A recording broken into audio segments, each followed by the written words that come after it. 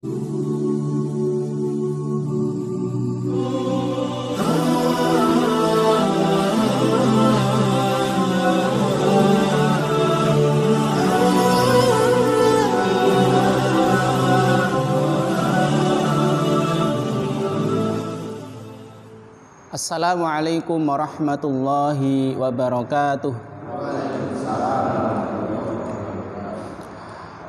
Alhamdulillahi wahdah, wassalatu wassalamu ala rasulillah wa ala alihi wa ashabihi wa man tabi'ahum wa mawalah, amma ba'd.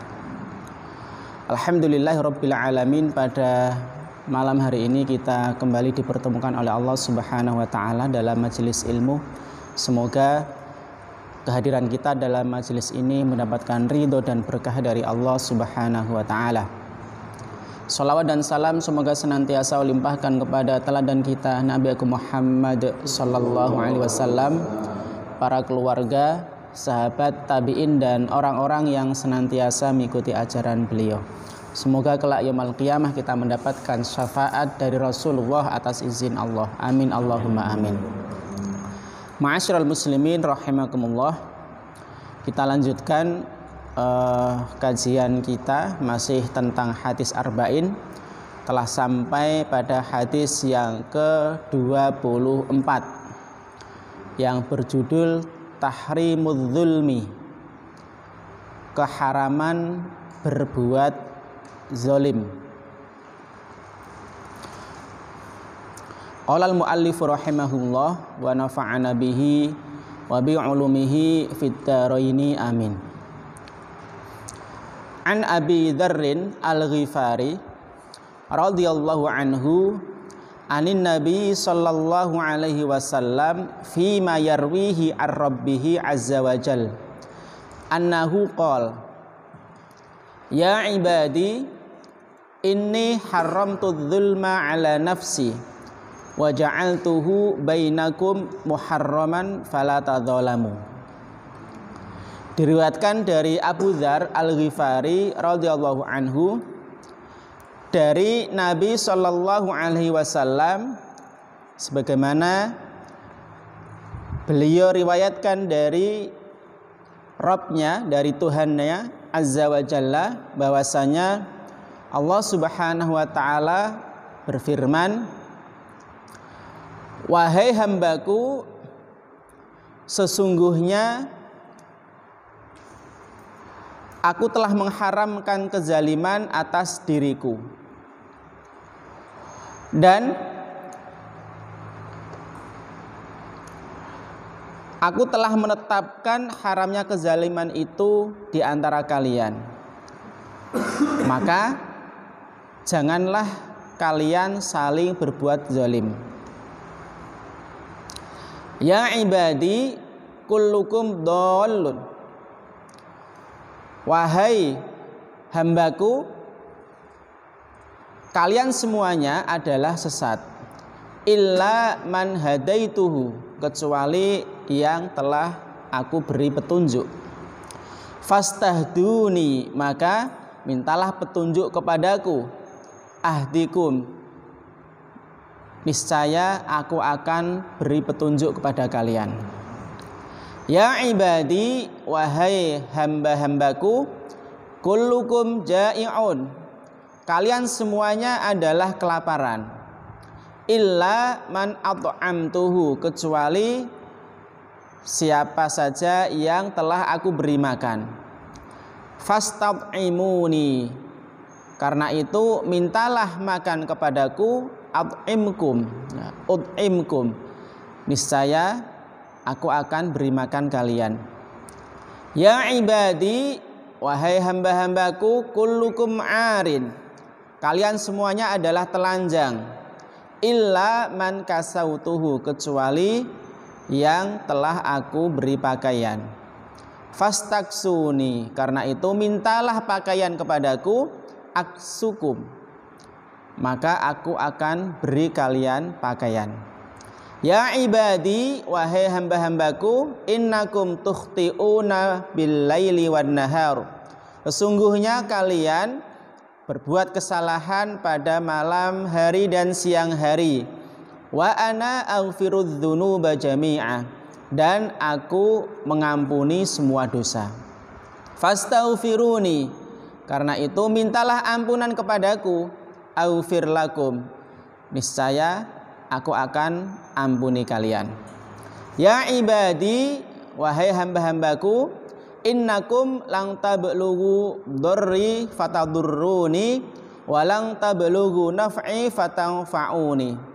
Tidak ada kemudorotan yang dapat kalian lakukan kepadaku, sebagaimana tidak ada kemanfaatan yang dapat kalian berikan kepadaku. Ya ibadi, wahai hamba-hambaku, lau anna awwalakum wa akhirakum wa insakum wa jinnakum kanu ala atqa qalbi rajulin wahidin minkum ma zada dzalika fi mulki syai'a. Wahai hamba-hambaku, seandainya seluruh manusia sejak awal sampai akhir, ya, dari kalangan jin dan manusia, semuanya sebagai orang yang paling takwa di antara kalian, maka hal itu tidak menambah sedikit pun kekuasaanku. Ya ibadi, lau anna awwalakum wa akhirakum wa insakum wa jinnakum kanu ala afjari qalbi wahidin minkum ma naqasa dzalika min mulki syai'a. Wahai hamba-hambaku, seandainya manusia sejak pertama sampai terakhir dari kalangan jin dan manusia sebagai orang yang paling durhaka di antara kalian, maka hal itu sedikit pun tidak mengurangi kekuasaanku. Ya ibadi, lau anna awwalakum wa akhirakum wa insakum wa jinnakum qamu fi sa'idin wahidin fasa'aluni fa'a'taitu kulla wahidin mas'alatahu ma naqasa dzalika mimma indi illa kama yanqusul mikhyatu idza udkhilal bahra.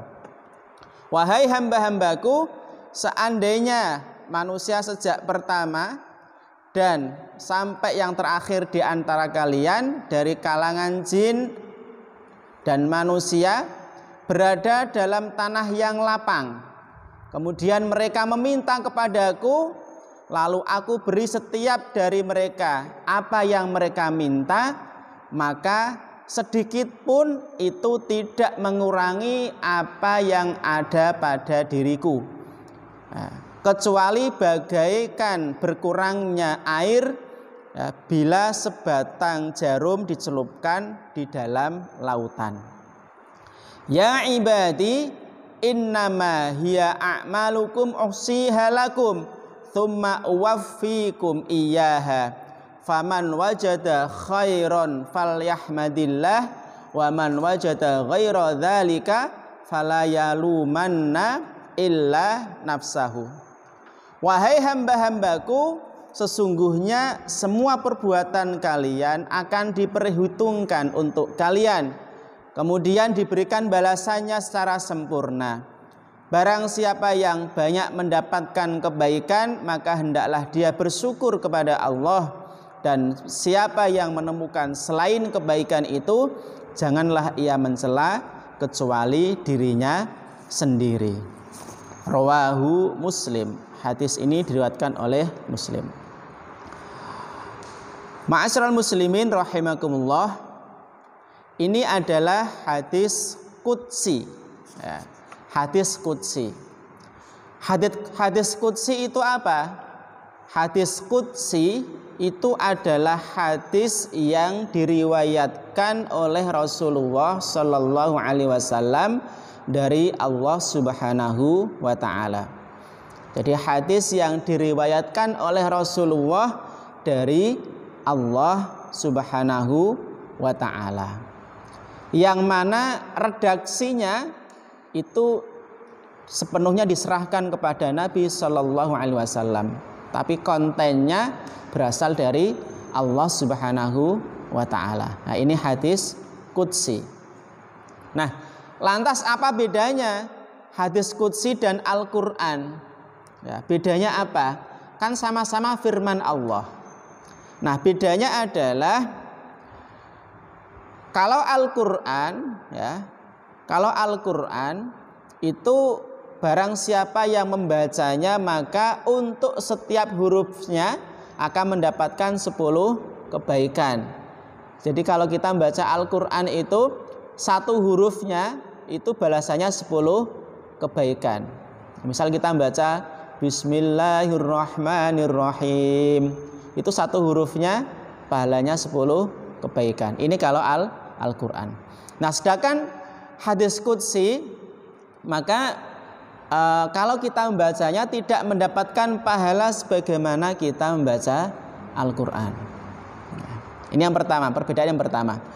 Perbedaan yang kedua, lafal dan makna Al-Qur'an itu berasal dari Allah Subhanahu wa taala. Jadi Al-Qur'an itu lafal dan maknanya itu dari Allah Subhanahu wa taala. Nah, sedangkan hadis qudsi itu maknanya, kontennya berasal dari Allah, tapi lafalnya, redaksinya itu dari Rasulullah Shallallahu alaihi wasallam. Ini perbedaan yang kedua. Nah, yang ketiga, Al-Qur'an itu mukjizat dengan lafal dan maknanya. Jadi Al-Qur'an itu mukjizat, baik lafal maupun maknanya itu mukjizat. Nah, sedangkan hadis qudsi bukanlah mukjizat. Yang ketiga. Nah, yang keempat perbedaannya lagi adalah bahwa orang yang junub atau hadas besar ya, tidak boleh membaca ataupun membawa Al-Qur'an. Ya, tidak boleh membawa ataupun membaca Al-Qur'an. Nah, sedangkan hadis qudsi tidak demikian. Ya, jadi kalau hadis qudsi meskipun orang itu dalam keadaan junub hadas besar, dia boleh membacanya. Perbedaan yang kelima, Al-Qur'an itu sah untuk dibaca di dalam sholat. Nah, jadi kalau dalam sholat kita membaca Al-Qur'an itu sah, bahkan disunahkan membaca salah satu ayat atau surat dalam Al-Qur'an. Nah, ini kalau Al-Qur'an. Jadi sah kalau dibaca di dalam sholat. Nah, sedangkan hadis qudsi itu tidak boleh dibaca di dalam sholat. Ya, bahkan kalau dibaca maka menyebabkan sholat kita menjadi batal. Ya, karena tidak ada perintah untuk membaca hadis qudsi dalam sholat. Kalau perintah membaca Al-Qur'an itu ada, tapi kalau perintah membaca hadis qudsi itu tidak ada. Nah, ini beberapa perbedaan antara Al-Qur'an dan hadis qudsi. Ma'asyiral muslimin rahimakumullah.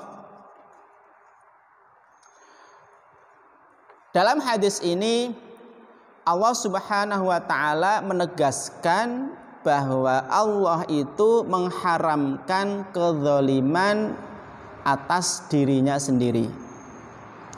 Jadi Allah Subhanahu wa taala itu mengharamkan kezaliman atas dirinya sendiri. Ya. Dalam hadis tadi Allah berfirman, "Inni haramtu dzulma ala nafsi." Jadi Allah mengharamkan kezaliman atas dirinya sendiri.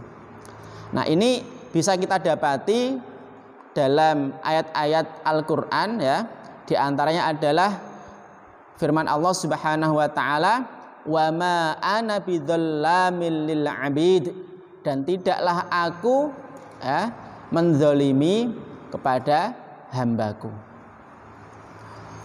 Nah, kemudian dalam hadis tadi Allah Subhanahu wa taala juga melarang hambanya untuk berbuat zalim. Jadi selain Allah Subhanahu wa taala itu mengharamkan kezaliman atas dirinya sendiri, Allah Subhanahu wa taala juga mengharamkan atau melarang hambanya untuk berbuat zalim ya, dan melarang mereka untuk saling berbuat zalim di antara mereka. Nah, dan melarang hamba-hambanya itu untuk saling berbuat zalim. Maka dengan demikian perbuatan zalim itu secara mutlak diharamkan oleh Allah. Nah, perbuatan zalim ini ada dua macam. Yang pertama adalah kezaliman terhadap diri sendiri. Ya, ini yang paling agung atau yang paling besar, yang paling tinggi, ya, itu adalah menyekutukan Allah Subhanahu wa ta'ala. Ini kezaliman yang paling besar. Ya, sebagaimana firman Allah, innasyirka ladzulmun adzim. Ya, sesungguhnya syirik itu adalah kezaliman yang agung. Ya, kenapa? Karena orang yang syirik, orang yang menyekutukan Allah Subhanahu wa ta'ala itu menjadikan makhluk itu pada posisi menjadikan makhluk atau orang atau yang diciptakan itu pada posisi khalik, sang pencipta. Padahal Allah Subhanahu wa ta'ala itu tidak memiliki sekutu. Nah, makanya perbuatan syirik ini adalah kezaliman yang sangat agung, kezaliman yang paling besar. Ya, ini syirik. Ya. Kemudian di bawahnya lagi adalah kezaliman ya dari perbuatan maksiat, perbuatan dosa, baik itu dosa besar ataupun dosa kecil. Nah, dalam perbuatan zalim ini, ya, ini adalah perbuatan zalim terhadap diri sendiri. Kenapa? Karena orang yang melakukan perbuatan dosa, ya, itu berarti menganiaya diri sendiri. Kenapa? Karena mereka berarti telah menyeret atau menjerumuskan diri mereka dalam perbuatan maksiat yang itu akan mendatangkan azab dari Allah Subhanahu wa ta'ala dan kerusakan baik di dunia maupun di akhirat. Ya, maka disebut kezaliman terhadap diri sendiri. Kemudian yang kedua, ya, yang kedua adalah kezaliman terhadap orang lain.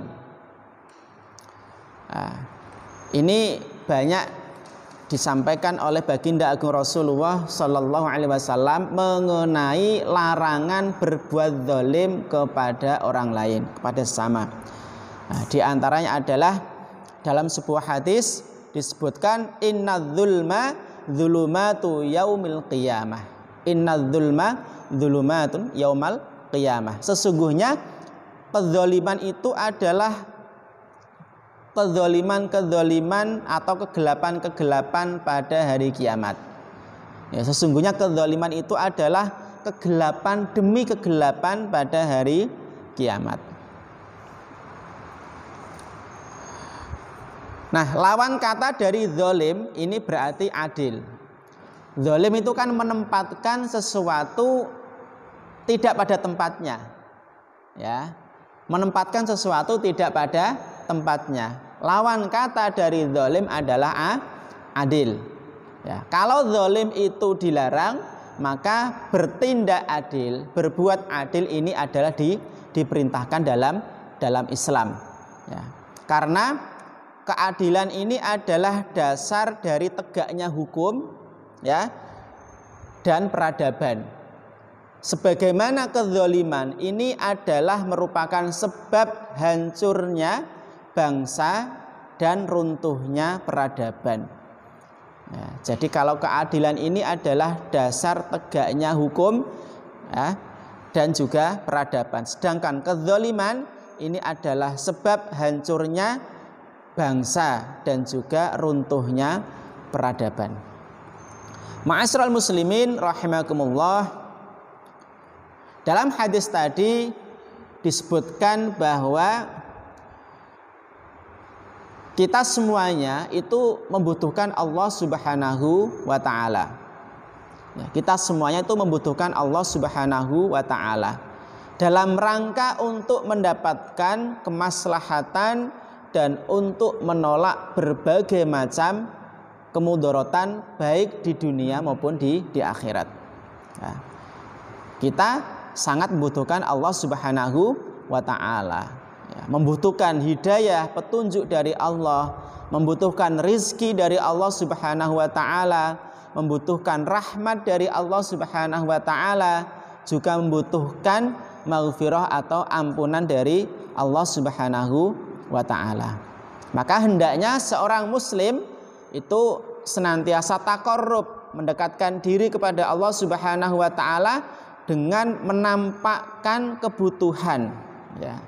Taqarrub kepada Allah Subhanahu wa taala dengan memperlihatkan bahwa kita itu butuh kepada Allah Subhanahu wa taala.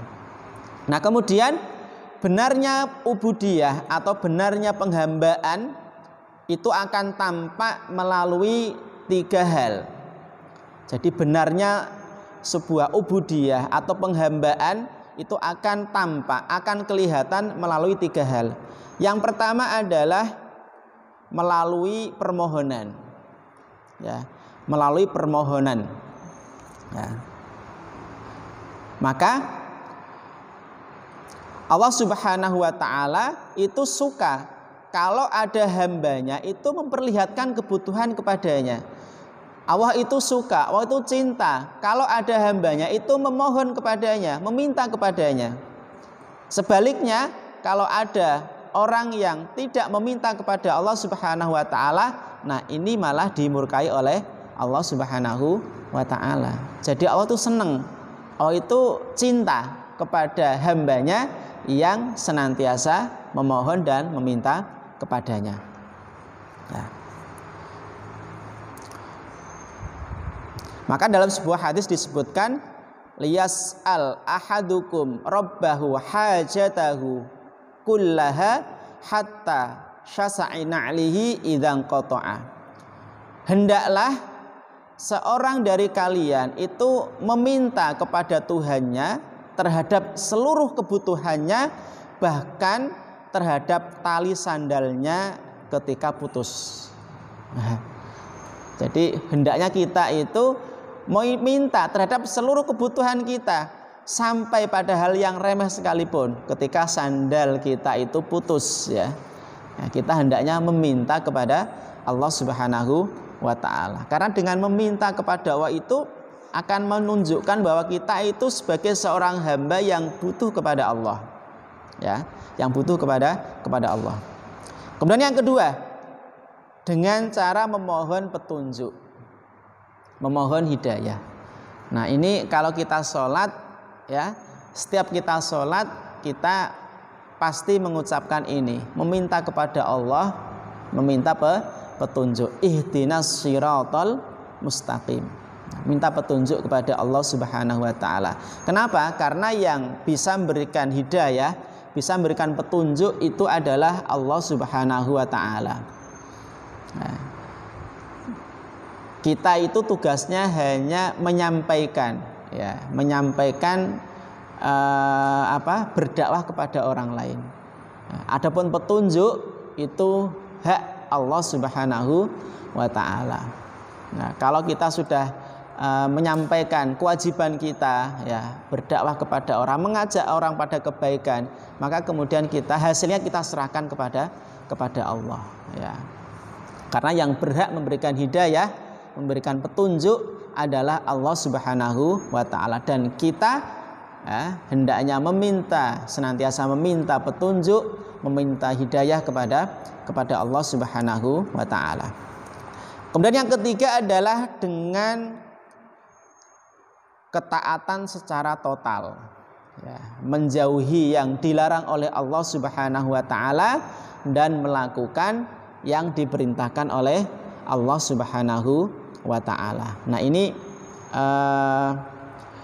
3 hal, ya, yang dengan 3 hal ini maka kebenaran ubudiyah kita itu akan kelihatan, yaitu dengan memohon kepada Allah, dengan meminta petunjuk, kemudian dengan ketaatan yang totalitas, ya. Ma'asyiral muslimin yang dirahmati Allah Subhanahu wa taala. Nah, ini beberapa hal yang terkandung dalam hadis yang ke-24 ini, ya. Mudah-mudahan kita senantiasa dimudahkan oleh Allah Subhanahu wa taala dalam menjalankan perintah-perintah Allah dan menjauhi larangannya, dan semoga kita dijauhkan dari perilaku zalim, yang mana kedzaliman ini akan mendatangkan kegelapan demi kegelapan nanti pada hari kiamat. Aqulu qouli hadza wa astaghfirullaha li wa lakum. Wassalamualaikum warahmatullahi wabarakatuh.